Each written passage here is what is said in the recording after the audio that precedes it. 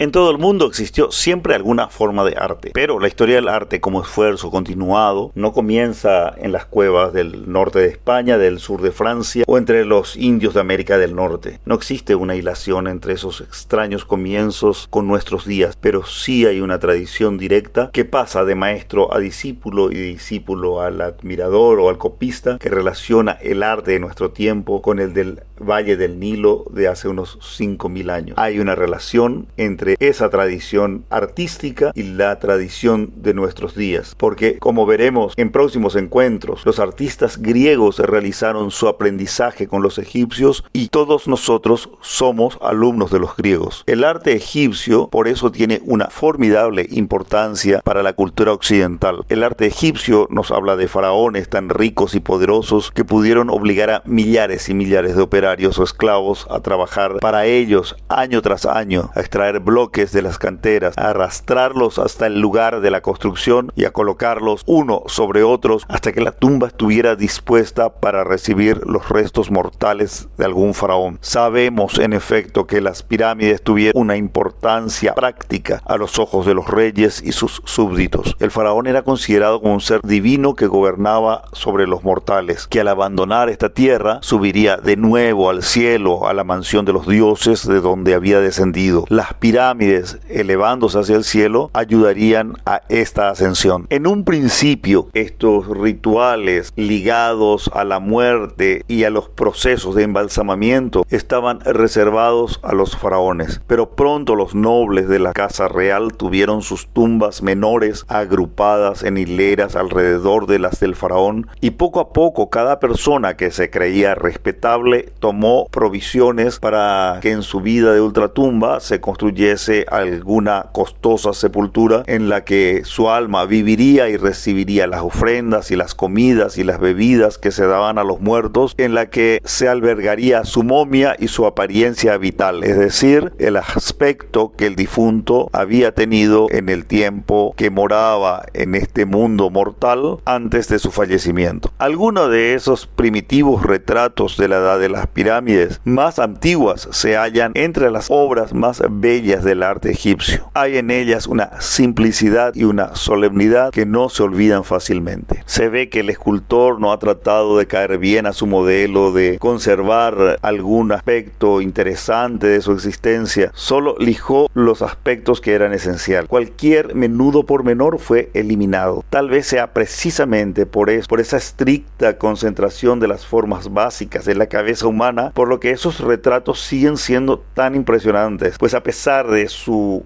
geométrica rigidez, no son tan primitivos como las máscaras nativas que hemos estudiado en el encuentro anterior, ni son tampoco de parecido tan fiel con los retratos naturalistas de los artistas de Nigeria. Esta combinación de regularidad geométrica y de aguda observación de la naturaleza es característica de todo el arte egipcio. Donde mejor podemos estudiar esto es en los relieves y pinturas que adornan los muros de las sepulturas. Antes, en un pasado distante y horrendo, existió la costumbre de que al morir un hombre poderoso era acompañado por sus criados y esclavos a la tumba, por lo que estos últimos eran sacrificados. Más tarde, esos horrores fueron considerados demasiado crueles o demasiado costosos y el arte constituyó su rescate. En lugar de criados reales, a los grandes de esta tierra se les ofreció sus imágenes por sustituto, como se puede ver en un ejemplo, aunque totalmente de otra civilización, en el caso de los guerreros de terracota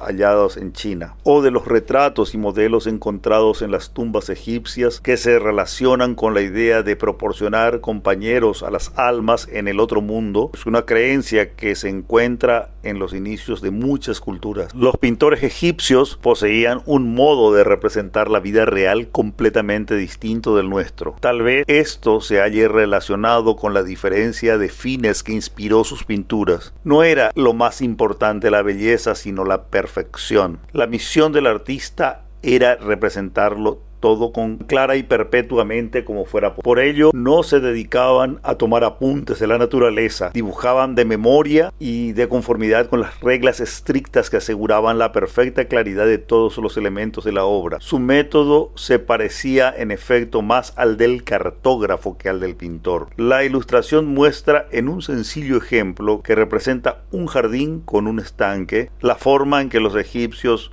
solucionaban problemas de perspectiva. Si nosotros tuviéramos que dibujar un tema semejante, buscaríamos el ángulo de visión más propicio, más cómodo, más posible. La forma y el carácter de los árboles podrían ser vistos claramente solo desde los lados. La forma del estanque únicamente desde arriba, con una vista de dron. Este problema no preocupó a los egipcios. Representarían al estanque sencillamente como si fuera visto desde arriba y a los árboles desde el lado. Los peces y los pájaros en el estanque difícilmente se reconocerían si estuvieran vistos desde arriba. Así pues, los dibujaron de perfil. En esta simple pintura podemos comprender fácilmente el procedimiento del artista. Muchos dibujos infantiles aplican este principio, pero los egipcios eran mucho más consecuentes en su aplicación de estos métodos que los niños. Cada cosa tuvo que ser representada en su aspecto más característico. La ilustración muestra los efectos que produjo esta idea en la representación del cuerpo humano. La cabeza se veía mucho más fácilmente en su perfil, así pues la dibujaron de lado. Pero si pensamos en los ojos, nos los imaginamos como si estuvieran vistos de frente. De acuerdo con ello, los ojos enteramente frontales fueron puestos en rostros vistos de lado. La mitad superior del cuerpo, los hombros y el tórax son observados mucho mejor de frente, puesto que así se puede ver cómo cuelgan los brazos del tronco, pero los brazos y los pies en movimiento se observan con mucha mayor claridad lateralmente. A esta razón obedece que los egipcios en sus representaciones aparezcan tan extrañamente planos y contorsionados. Además, los artistas egipcios encontraban difícil representar el pie izquierdo desde afuera, preferían perfilarlo claramente con el dedo gordo en primer término. Así ambos son pies vistos de lado, pareciendo poseer la figura del relieve dos pies izquierdos. No debe suponerse que los artistas egipcios creyeran que las personas eran o aparecían así, sino que simplemente se limitaban a seguir una regla que les permitía insertar en la forma humana todo aquello que consideraban importante. El sentido egipcio del orden en cada pormenor es tan poderoso que cualquier pequeña variación lo trastorna por completo. El artista egipcio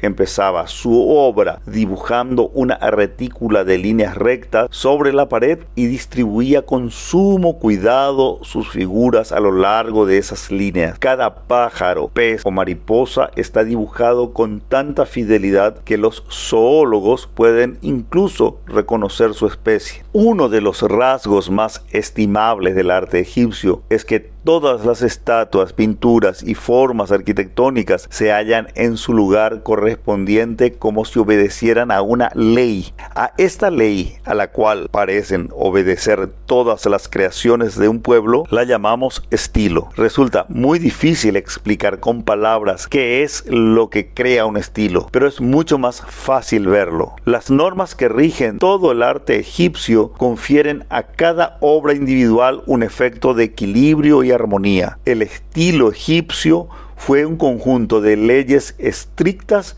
que cada artista tuvo que aprender en su más temprana juventud. Las estatuas sedentes, o sea, aquellas que están sentadas, debían tener las manos apoyadas sobre la rodilla. Los hombres tenían que ser pintados más morenos que las mujeres. La representación de cada divinidad tenía que ser estrictamente respetada. Horus, el dios Sol, tenía que aparecer como un halcón o con la cabeza de halcón. Anubis, el dios de la muerte, como un chacal o con la cabeza de un chacal. Cada artista tuvo que aprender también el arte de escribir bellamente. Tuvo que grabar las imágenes y los símbolos de los jeroglíficos clara y cuidadosamente sobre la piedra. Pero una vez en posición de todas estas reglas, su aprendizaje había concluido. Nadie pedía una cosa distinta. Nadie le requería que fuera original. Por el contrario, probablemente fue considerado mucho mejor artista el que supiera labrar sus estatuas con mayor semejanza a los admirados monumentos del pasado. Por eso, en el transcurso de 3000 años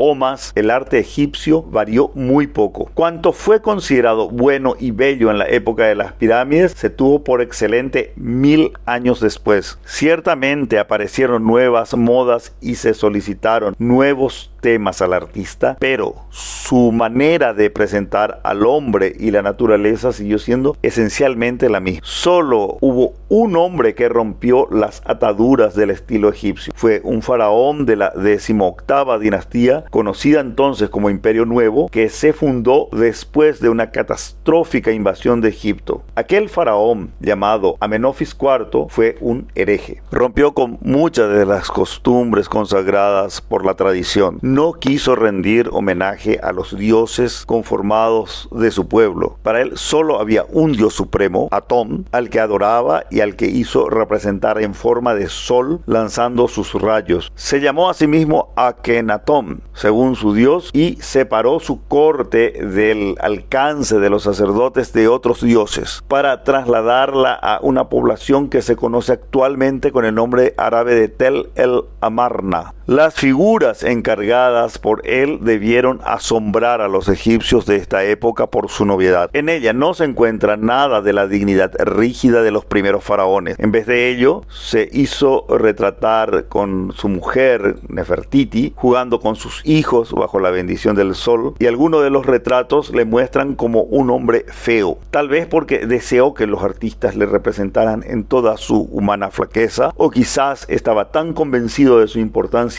única como profeta que hizo hincapié que se le representara fielmente. Sucesor de Akenatón fue Tutankamón, cuya tumba de tesoros fue descubierta en 1922. Algunas de esas obras siguen obedeciendo al moderno estilo de la religión de Atón. En particular, el dorso del trono del faraón, que muestra este y a su esposa en idilio conyugal. El faraón se halla sentado en una silla en una actitud que debió escandalizar a los puritanos egipcios, casi recostando. Su esposa no aparece más pequeña que él, sino en sus mismas proporciones, y pone suavemente la mano sobre el hombro, mientras el dios Sol, representado como un globo dorado, extiende sus manos bendiciéndoles. Es muy posible que esta reforma artística acaecida en la 18ª dinastía fuera facilitada por el faraón al importar de otros países obras mucho menos conservadoras y rígidas que los productos egipcios. En una isla del Egeo, una isla llamada Creta, habitaba un pueblo excelentemente dotado, cuyas características artísticas gustaron preferentemente de representar el movimiento, a lo contrario del arte egipcio, que parecía más estático, el arte egipcio tradicional. Cuando en el palacio de su rey en Knossos fue excavado hace casi 2 siglos, hubo quienes se resistían a creer que semejante libertad y flexibilidad de estilo pudiera haberse desarrollado en el segundo milenio antes de Cristo. Obras del mismo estilo fueron halladas en tierra firme griega. Una daga en Micenas, en la que se representaba la cacería de los leones, muestran un sentido de movimiento y una suavidad de líneas que debieron impresionar a los artesanos egipcios, llevándoles a desviarse de las normas consagradas por su tradición. Pero esta apertura del arte egipcio no debió persistir mucho. Ya durante el reino de Tutankamón, las antiguas creencias fueron restauradas y la ventana al exterior quedó cerrada nuevamente. El estilo egipcio, tal como había existido desde hacía 1000 años,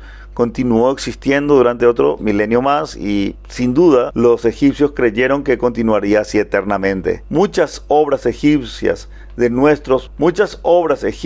los museos datan de este último periodo. Claro que Egipto no estaba solo. Fue uno de los grandes y poderosos imperios que existieron en el cercano oriente durante varios milenios. Sabemos por la Biblia que Palestina se hallaba entre el reino de Egipto y los imperios de Babilonia y Asiria, que se desarrollaron en el valle formado por los ríos Tigris y Éufrates. El arte mesopotámico, nombre que dieron los griegos a este valle, nos es menos conocido que el arte egipcio. Ello se debe, al menos en parte, a una causa accidental. No existían bloques de piedra en aquel valle, y la mayoría de las construcciones fueron hechas con los ladrillos de la época que al paso del tiempo se corroyeron y se redujeron a polvo. Pero no es la única explicación del hecho de que sean escasas. Relativamente, las obras primitivas de su arte que han quedado hasta nosotros son pocas. La razón principal es probablemente que ese pueblo no compartió la creencia religiosa de los egipcios de que el cuerpo humano y su representación debían ser conservados para que el alma persistiera. En una época muy primitiva, cuando gobernaba el pueblo sumerio con su capital en Ur, los reyes todavía eran enterrados con toda su familia, incluso con sus esclavos, para que no les faltara acompañamiento en el mundo del más allá.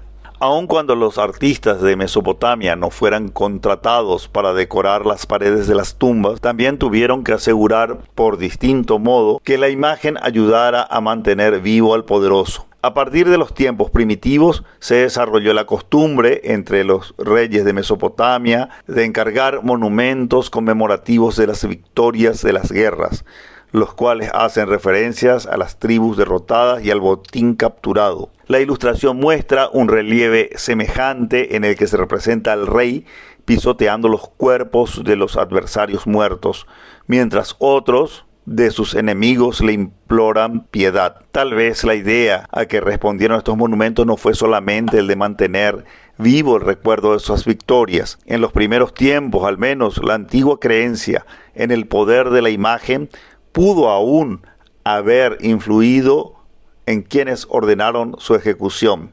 Tal vez pensaron que mientras la imagen de su rey se conservara con el pie sobre la garganta de su derribado enemigo, la tribu vencida no podía levantarse. En tiempos posteriores, tales monumentos evolucionaron hasta constituir una completa crónica gráfica de las campañas del rey. Las mejor conservadas de esas crónicas datan de un periodo relativamente tardío, un poco después del rey Salomón. En cualquier caso, la tradición que empezó entonces ha tenido muy larga vida. En todos esos monumentos que glorifican a los caudillos del pasado, la guerra no ofrece la menor dificultad. Pareciera ser que la guerra es fácil y que se vence fácilmente. Tan pronto como aparece el rey, el enemigo se dispersa como paja en el viento. Es claro que no fuimos nosotros en esta época los que inventamos las campañas de propaganda.